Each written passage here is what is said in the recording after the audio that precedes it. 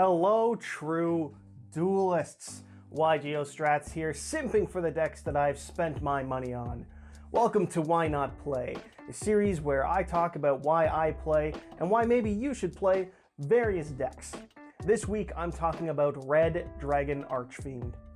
Big, cool dragons. Synchro dragons at that. Literally my favorite aspects of Yu-Gi-Oh! All boiled into one underwhelming deck. Red Dragon Archfiend is an archetype. It is. It's a series of monsters based on the original Red Dragon Archfiend released in 2008, the Blue Eyes White Dragon of the 5Ds era. The original boy was fine in its time, though certainly not great, which is a very fitting start to this video, because that's exactly what the deck is. It's fine. Look, I'm gonna keep it 100 with you, and that is the emoji, even in the script. This deck is not a deck you play for a chance of topping a competitive event. If you want to top a YCS or even a regional, you do not bring this deck. You bring this to locals and hope you can win 2 duels after being paired against the other casual players who don't care about the meta. The highest achievement possible that you could ever hope for with this deck would be to memorize every conceivable play and combo, become the single greatest Red Dragon Archfiend player in recorded history, and then maybe, if your draws are good enough and your opponents are bad enough, you could get to like top 8 in one of MBT's Chalice Line monthlies, but only in a format like right after a ban list where no one really knows what's best, and you just know how to play against the inevitable shit-all decks that pop up. That's literally this deck's conceivable peak, I'm telling you right now. Because 2 types of people play this deck. Fans of the anime and idiots like me who just think the monsters look cool.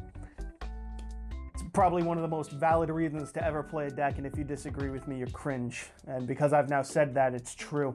If you're watching this, there's maybe a chance that you're in the latter group, because I doubt I have to sell an anime fan to play an anime deck. I don't think that would be a waste of time. But if you're in the off group that just thinks they look cool, maybe I can convince you on it. So I'm going to try and sell you. The main deck of Red Dragon Archfiend decks is almost always a Resonator deck and or a red deck. They have a series of cards that aren't an archetype, but support it's. You don't care and I don't care. Red and Resonators. They were what were used in the anime, and their effects always kind of help the Red Dragon Archfiend monsters, and some of the Red Dragon Archfiend monsters mention Resonators, so it's synergy, it's built-in synergy. They're telling you to play each other. Fortunately, there are some really solid Resonator cards. Red Resonator can summon a level 4 or lower monster from your hand to help make level 6 synchro plays, like Red Rising Dragon to get your plays going. We'll get into that card in a moment, but other Resonators like Synchron Resonator can summon themselves from the hand, and if there's a monster on field, Synchron Resonator will grab a Resonator from grave to hand to keep future plays going. Or Chain Resonator, who can summon another Resonator from the deck to climb into overtuned synchro monsters that the deck has access to. Hey, Editor Strats here, just explaining that overtune means a synchro monster that uses 2 or more tuners. No one on Earth uses that term. Everyone just calls it synchro summoning, but you need more than 1 tuner. But I said it in the video, and I feel the need to explain it, so that's what I meant by that. Yeah, back to green screen guy. That's enough for me. In liberal America. There's also garbage Resonator cards, like Dark Resonator, who once per turn cannot be destroyed by battle. Don't play those ones. The star of the show for Resonators, though, is their most recent support, the one and only, the boy, Crimson Resonator. If the only other monster you control is a Dark Synchro Dragon, he can summon 2 other Resonators from the deck, allowing you to make all sorts of end boards that the deck's capable of. The catch is that you can only summon Dark Dragon Synchros from the extra deck the turn in which you do this, which is severely limiting, and also means the deck can never be meta in any capacity, because there's like 3 good cards that fall into that category and then just a handful of acceptable ones that we are forced to play. But it is worth it for this deck, okay? Meta sheeple don't get it. They don't understand the subtle nuances, the innate intricacies of big dragon punch hard. It goes over their feeble-minded brains. The Resonators are your tuners, and they work well in that role. They have their own Rhoda and other support cards if you're interested, including a spell card that can shuffle 2 Resonators from the grave into the deck to add any level 4 monster from your deck to your hand. Which is neat, but unfortunately neat in Yu-Gi-Oh! Is actually just a synonym for bad, so don't play that spell card. Stick to the Resonator Call, their Rhoda, or the much better Resonator card for searching would be Resonator Command. A quick play that allows you to add a level 4 lower Fiend by discarding a Resonator from your hand. It is a neg-1 in terms of advantage, which does really suck, especially in a low tier deck like this, but it can help set up your plays, and the Resonator Rhoda, as well as the abundance of Resonators you play, will help to keep it always alive. With Command, you'll either be grabbing a previously mentioned Red Series monster, or the fantastically named Wandering King Wildwind, which is a free special summon if you control a Fiend tuner. It comboed with Crimson Resonator is full combo for the deck without even having to use your normal summon, which is really solid and allows for some tech choices in your builds to limited degrees. Other things you can grab include Red Sprinter, which when normal summoned can revive the Resonator you discarded to search it for, or Red Familiar, which can tribute a Fiend, including itself, to revive a Dark Dragon Synchro from the grave, but its effects are negated. So it's mostly just for synchro climbing if you use it at all, and then it has a grave effect to manipulate levels, but that's niche shit that rarely comes up, at least in my experience. These are all fine and good, and by good I mean, hey, it's not Warrock, so that's a win. Warrock bad. Thank you, I know. It's a good joke. I put a lot of thought into that one. Hey, go ahead and subscribe if you haven't yet already. If you can do that, you'll hear plenty more great jokes just like that one. Moving on, all these are just the means to an end.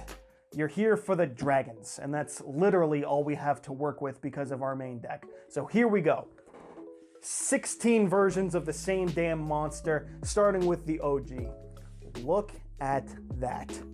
That is a badass motherfucker. There's a reason he is on the art of the thumbnail. Unfortunately, though, it sucks. Don't play it. This one's not... Unless you have, like the highest recorded number of super heavy samurai players at your locals that you're taking this deck to, not a good card. Not a good effect. It is effectively just a vanilla.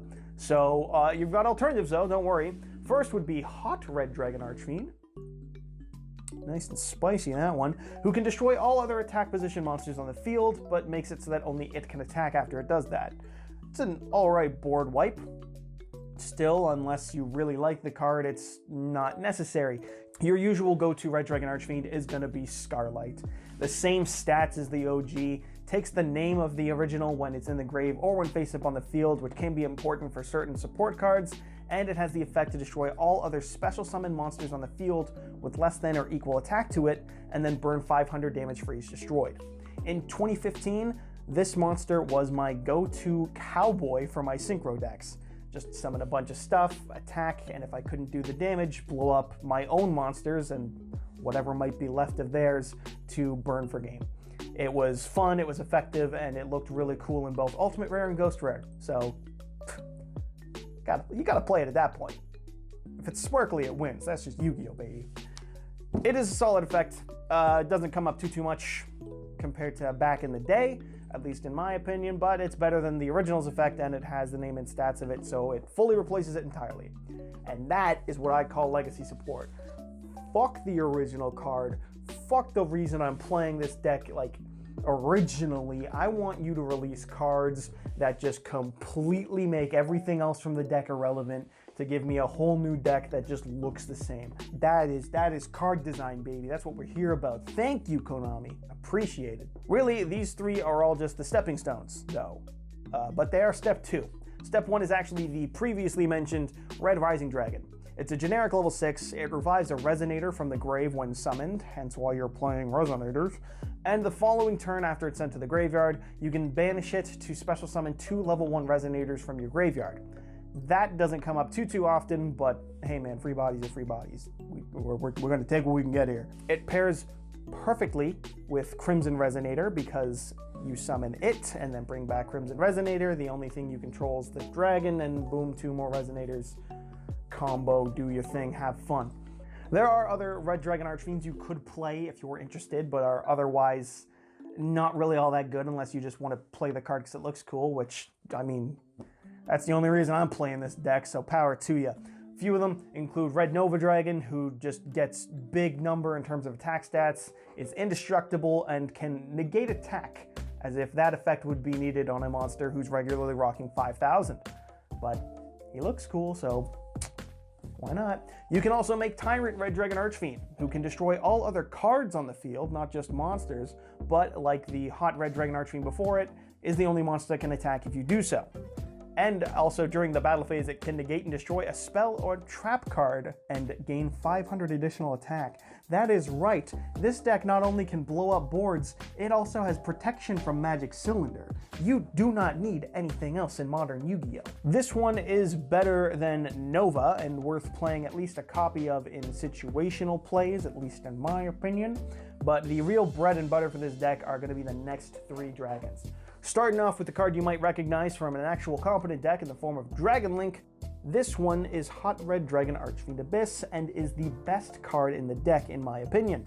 It can negate any face-up card on the field as a quick effect, speed spell 2, meaning it can stop obvious threats like a monster that has been summoned to your opponent's field, but can also negate something like a Regeki or a Feather Duster, cards that are face-up when resolving and therefore are face-up on the field to be negated. It's kind of a neat effect that I always found so neat back in 2015 when I first picked up this deck. It's also cool because depending on your setups, a card like Dark Ruler No More or Droplet that only sent monsters for cost can in some instances be stopped by this card.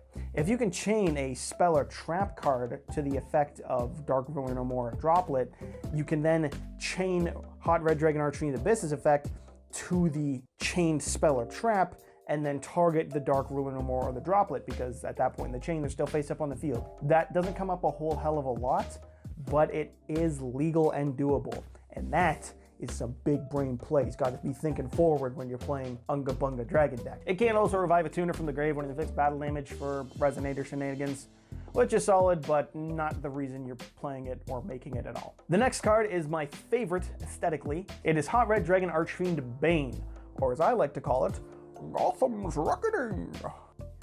Big blades, big horn, big dragon. I don't know what you thought I was going to say, but I was clearly just going to say dragon. He can tribute a monster to bring back a Red Dragon Archfiend from your grave, which can make for an easy end board of him and a Hot Red Dragon Archfiend Abyss with the right hand, and it also has an effect to summon Resonators from the grave when it does battle damage, summoning one from your grave and another from the deck that both share the same level. It's mostly just a beat stick, but on turn 2 it can bring back another dragon again, so that you can have, you know, Bane, Abyss, and Scarlight, and that's just a mean mugging team. That's the whole squad looking fresh, if I do say so myself. But then we have the newest bit of support, the real boy. Super Red Big Dragon guy fucked that up. Red Supernova Dragon is strong for no reason. It needs 3 tuners and a non-tuner to synchro summon it, and it's level 12. Now, a small ask, but it gains 500 for each tuner in your grave, which regularly means you're rocking a 5,500 or 6,000 attack monster. It is indestructible by the opponent's card effects, and best of all, when the opponent declares an attack or uses a monster effect, it can banish all cards on the field. And then during your next end phase, it comes back to be able to do it again. It's stupid how good that is. That is an insane effect. Granted, every meta deck will always have an extender to make plays and kill you after you use it, but man, if you're playing something on Red Dragon Archfiend deck, similar enough play level, that is brutal. That is a game-winning effect by itself, and a huge reason to play the deck, especially if you're an Unga Bunga, throw on the helmet, I'm making one boss monster here and that's it kind of player. Now, it banishes everything on the field, which means that you'll have less incentive to make your own plays with things like Abyss and Bane, but it's just so damn strong and pleases my primitive monkey brain. It is worth noting that if you resolve Crimson Resonator's effect, you can summon 2 level 2 tuners and just make this card immediately with it and Red Rising. And if you used Crimson Resonator and Whirlwind, then you didn't use your normal summon. You just got that card for free off 2 cards. Do with that what you will. It won't be much because you're locked into Dark Dragon Synchros, but I had to balance it somehow, right? Oh, and I'm gonna mention Red Wyvern. Red Wyvern, who once while synchro summoned and is face up on the field can destroy 1 monster with higher attack. It is a fire attribute dragon and literally unplayable in the deck score strategy, so don't play it. But technically, it's kind of it looks like the Red Dragon Archfiend, so it looks cool. Maybe you want to play it. Moving on to the Spell and Trap, there's not much here. Red Dragon Archfiend has a Feather Duster that requires you to control Red Dragon Archfiend. Just play Feather Duster. And a Pot of Greed that not only needs you to control Red Dragon Archfiend, but locks you out of all normal and special summons until the end of your opponent's next turn. Literally a worse cost than Red Eyes Fusion, a card considered to have a terrible cost for its activation effect. There's a handful of red trap cards, and I'm not gonna lie, they all kind of suck. But one, Red Rain, banishes all monsters on the field except for one targeted level 8 or higher synchro monster, and then makes that targeted monster unaffected by all other card effects except its own for the rest of the turn. And then if you synchro summon a Dark Dragon monster, it will grab itself from the graveyard back to your hand. The shit's broken as hell, and I play one in every deck I can because it's just, if it goes off, it's so mean. It's so mean. And those are the cards. So, why play them? Because they fucking look cool. I've said it like 8 times. Have you not been listening? Honestly, that is the #1 reason I picked up the deck. It's a competent casual deck, at least in the sense that the deck does have a core strategy and its cards can follow through on those plays with relative ease. And I find it to be pretty damn fun. It definitely lacks compared to other synchro decks, certainly compared to a toolbox deck like Synchron that can really be catered to what you want using all the different synchro tools, because we only get the dragons here. But it does have a few neat tricks and it can do them well. I've actually got 2 versions of the deck here to show. Hot damn, 2 deck builds in 1 video. The first one is from the modern era with Crimson Resonator, and the other one's from 2016, before Master Rule 4 killed this deck, because I put it down for a few years, because man, Master Rule 4 killed this deck. So here's the modern one. I play it super duper casually, only against friends, and when we want a more relaxed night. Sit down with the boys, enjoy a few bevies, and just grind out some meaningless duels with big beat sticks and dumb gimmicky cards. A very relaxed and casual sort of deck. The main goal is to make either Supernova or Bane and Abyss. I like the Stygian's Jeep Patrols when paired with Red Resonator to make a 6, because it can be summoned off Red Resonator and then banish itself to summon another Resonator for cool little synchro climbing plays and all that. The Performage Engine is solid extension 2 for the non-tuners, but the bread and butter is Crimson and Wildwind. So we've got 3 of each, 3 command and 3 call to get opening them. Pretty damn likely, and then Allures and the Lonely Desires to try and get our best chances of getting the 2 of them in our hand. It's almost card for card Lithium's build, I won't lie. I didn't toolbox it too much. I think it's just a solid build and it's fun. It's not something I'm dedicatedly working towards. The second build here is from 2016. I really enjoyed it back in the day. I think this was pretty standard for its time in terms of the Red Dragon Archfiend cards back in 2016. Nothing too crazy. Obviously, you can't use Soul Charge, that's banned at this point. It's got the tried and true 1 Regeki and 2 Twin Twisters in case you're going first or second, and all that great logical deck building. It's not a list you should copy and paste, but it's one I really enjoyed, and I think you can enjoy with some tweaking. Red Warg and Primitive Butterfly are your high-level free summons to make synchro plays, and Primitive Butterfly's effect to change level can make you go between level 7s or level 8s. Ghost Ogre and Rise Bell are your E-Telly targets, and if E-Telly's Chainlink 1, Rise Bell can adjust any monster's level by up to 3 to give you even more synchro toolboxing variety. Combos really well with Red Resonator, obviously, and it's just some fun, neat toolboxy type plays. Back in the day, I always loved to make Moonlight Rose Dragon first, and then make Crystal Wing with it if I could, and then bring back Moonlight with Call the Haunted to get a bounce on the opponent's turn on top of the maybe Strike negates and Crystal Wing negate. It was fun. It's got some cute plays, and it's an old favorite of mine. This build is far worse for making Supernova, but it does give room for a variety of synchros or links, which might be more to your preference. However you choose to play this deck, it's got some really fun plays and some dope-ass artwork. We've got board wipes, we've got board wipes, and we've got fucking board wipes. What more could you need? Other than, you know, consistency and negates. It's one of my favorite casual decks, and perfect for playing simple Yu-Gi-Oh! With friends without going at the throat of each other with those 18 negate boards modern Yu-Gi-Oh! Is just chock full of. And that's it. That is why I play the deck, because it looks cool and it's fun. Synchro plays are fun. Thank you for watching. Leave a like and comment if you enjoyed.